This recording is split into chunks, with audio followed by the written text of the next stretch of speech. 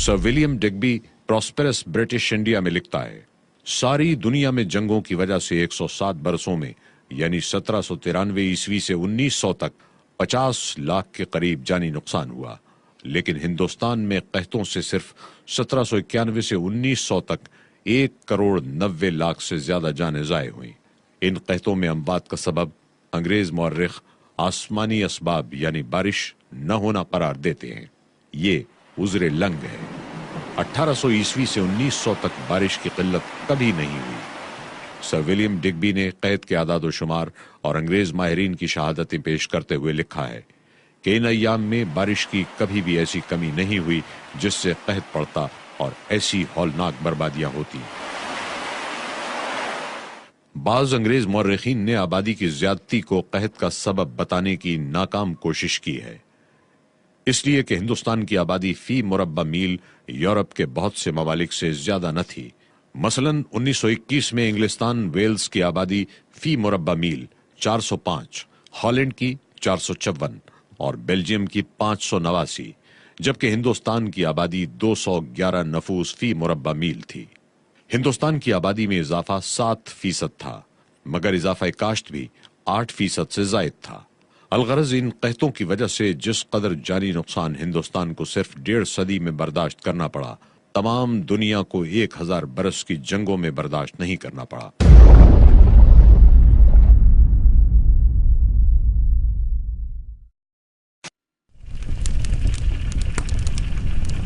अंग्रेज के हाथों सनती और तिजारती बर्बादी।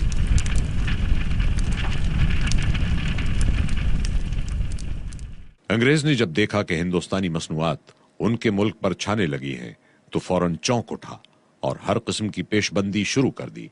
17 मार्च 1769 को ईस्ट इंडिया कंपनी के डायरेक्टरों ने अपने आला ओहदेदारों को बंगाल में एक खत भेजा। बंगाल में खाम रेशम की पैदावार बढ़ाने की हर तरह कोशिश की जाए और साथ ही रेशमी कपड़ों की बुनाई रोकी जाए, ताकि खाम रेशम इंग्लिस्तान आए और यहां से कपड़ा बनकर हिंदुस्तान जाए। मकामी कपड़ा बुनने वालों को कंपनी के कारखानों में काम करने पर मजबूर किया जाए, उन्हें अपने तौर पर काम करने से रोका जाए। इस खत की तारीफ करते हुए दारुल अवाम की एक मुंतखब कमेटी की रिपोर्ट जो 1783 में शाये हुई, मुलाहिजा कीजिए।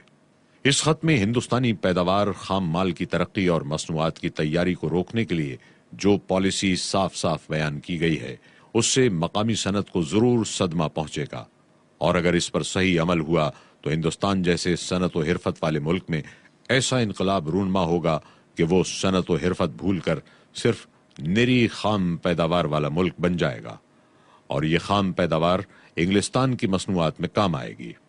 उम्दा असर तो जाहिर हो चुका है। रेशम बुनने वाले आपकी कंपनी के कारखानों में काम करने लगे हैं, और अगर वो लोग अपने तौर पर खुद काम करना चाहें तो उनको रोका जाए, न माने तो सरकार उन्हें सजा दे और खुद काम करने की मुमानियत कर दे। बर्र सगीर की सनत व तिजारत को मिटाने के लिए 3 तरीके इख्तियार किए गए। पहला तरीका, हिंदुस्तानी कारीगरों को सनत से रोका जाए। दूसरा तरीका, हिंदुस्तान का माल इंग्लिस्तान में दाखिल न होने दिया जाए।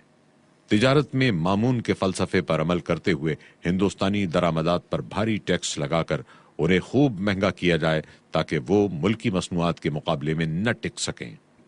तीसरा तरीका, इंग्लिस्तान की मसनूआत को हिंदुस्तान की मंडियों और बाजारों में ठूंसा जाए और इतना सस्ता कर दिया जाए कि हिंदुस्तान की सनत घुटने टेक कर फना हो जाए।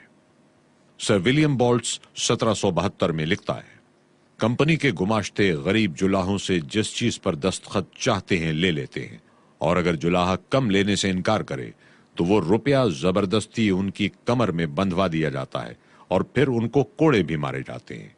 गरीब जुलाहे को खूब ठगा जाता है। बाजार की कीमत से 15% से 40% कम कीमत दी जाती है। इसी किस्म का जालिमाना बर्ताव खाम रेशम बुनने वालों के साथ किया जाता है, और ऐसी मिसालें भी मौजूद हैं कि इन लोगों ने रेशम काटने की तकालीफ से तंग आकर खुद अपने अंगूठे कटवा डाले ताकि वो इस जबरो तादी से महफूज रहें। साहिब मईशतुल हिंद लिखता है, 17वीं सदी ईस्वी में अंग्रेज सन्नाओं और दस्तकारों पर जो वक्त गुजरा, उससे कहीं ज्यादा मुसीबत हिंदुस्तानी सन्नाओं और दस्तकारों के सर पर 18वीं सदी ईस्वी में आ पड़ी। उनका रोजगार भी मारा गया और कोई पुरसाने हाल भी न था। अव्वल तो खाना जंगियों की बदौलत मुल्क तबाह हुआ, दूसरे सनत व हिरफत का गला घोंटा गया। लोगों पर मुसीबतों का आसमान टूट पड़ा। बर्रे सगीर की तारीख में 18वीं सदी बहुत खौफनाक और अफसोसनाक है। अच्छे अच्छे शहर वीरान हो गए और सनतें बर्बाद हो गईं, सन्ना तबाह हो गए और बहालत मजबूरी ज़राअत आम लोगों का पेशा बन गई। नेपोलियन ने कहा था, अंग्रेज दुकानदारों की कौम है, और अंग्रेज वाकईतन अपने आप को महज ताजर ख्याल करते थे।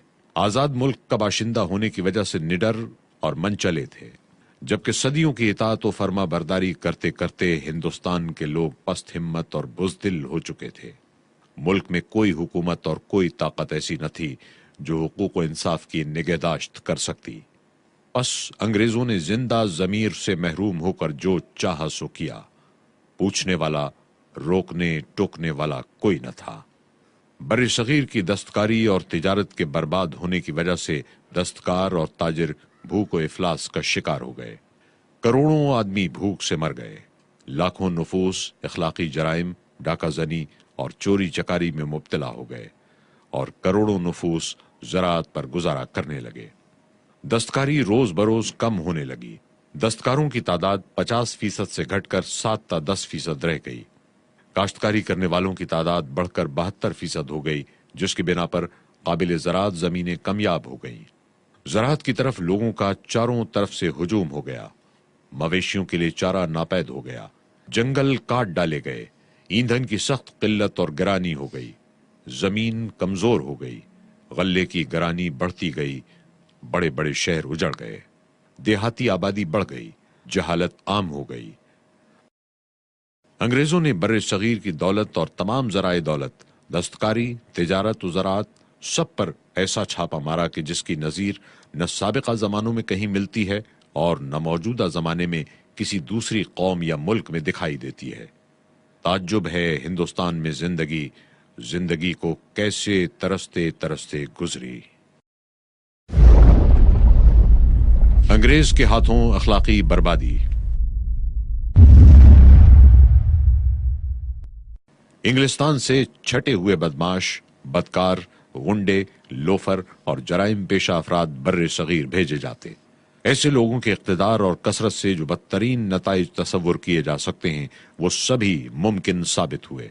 इन बदआमाल, बदअखलाक और नजिस किरदार अंग्रेजों ने अपने गिर्द ऐसे ही जराइम पेशा बदअतवार लोगों को जमा कर लिया और उनके जरिए लूट मार, गरतगरी और इंसानियत सोज जराइम का बाजार गर्म किया। मिस्टर सी हिल कहता है, कंपनी मुलाजमीन मुल्क के हालात से नावाकिफ थे और अक्सर छोटे मुलाजिमों से जो बनिए कहलाते थे काम लिया करते थे। मिस्टर बर्क इन बनियों के बारे में लिखता है, बनिया या दीवान अंग्रेज के घर का मुंतजिम होता है। वो उन तमाम चालबाजियों और अय्यारियों से वाकिफ होता है जो जालिम की सजा से बचने के लिए एक गुलाम इस्तेमाल करता है। बनिया लूटता है, इस्तेसाल बिल जबर करता है, गारतगरी करता है और फिर उसमें से जिस कदर मुनासिब समझता है अपने साहब को भी दे देता है। इन बनियों ने बड़े बड़े घर उलट दिए हैं, मुल्क को बर्बाद कर दिया है और सरकारी मालगुजारी को सख्त नुकसान पहुंचाया है। खुद हुक्काम वक्त इन बनियों के जरिए जाती नफा हासिल करते, इन बनियों को बड़े बड़े ठेके देते और पर्दे में अंग्रेज असल ठेकेदार होता। इन्हीं की बदौलत पुराने शरीफ और खानदानी हिंदू और मुसलमान अपनी अपनी जमीनों से बेदखल कर दिए गए। 1 लाख से ज्यादा का ठेका कानूनन नहीं दिया जा सकता था, मगर बड़े साहब लोगों के बनिए कानून से आजाद होते।